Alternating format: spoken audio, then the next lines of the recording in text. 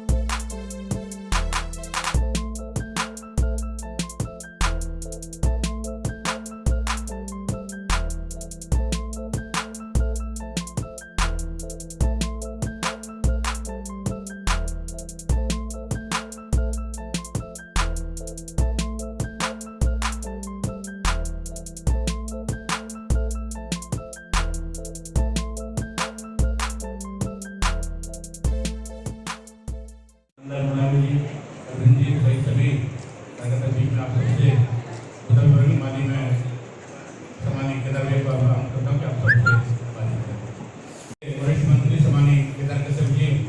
आपसे सभी होंगे, साथ में दंतेवाड़ा के विधायक सम्मानीय चंद्रमंडा में जी, जिलाध्यक्ष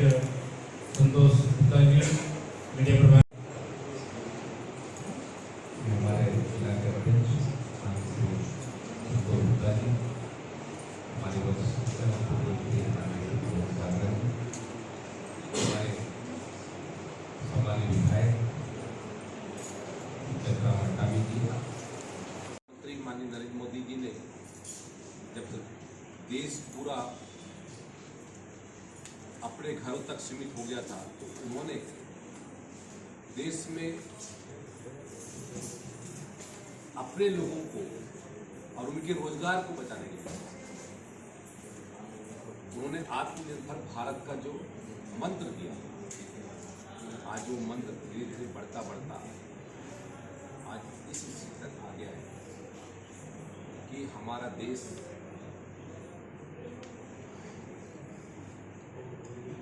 हर क्षेत्र में अपने आप को साबित भी कर रहा है। Make in India, digital India, इन सब योजनाओं के माध्यम से हम भारत में हमारे सारे उत्पाद यहाँ पे हो सके, इसके दृष्टि से लगातार राज्य सरकार की और केंद्र सरकार की मंशा है। मैं यदि कोरोना काल की यदि बात कर रहा हूँ, तो उसमें यदि आप कल्पना करें कि हमारे देश के वैज्ञानिकों ने यदि कोवैक्सीन और कोविशील्ड जैसे वैक्सीन का उत्पादन नहीं किया होता, तो देश की स्थिति क्या होती और दुनिया को जिस तरीके से हमारे देश में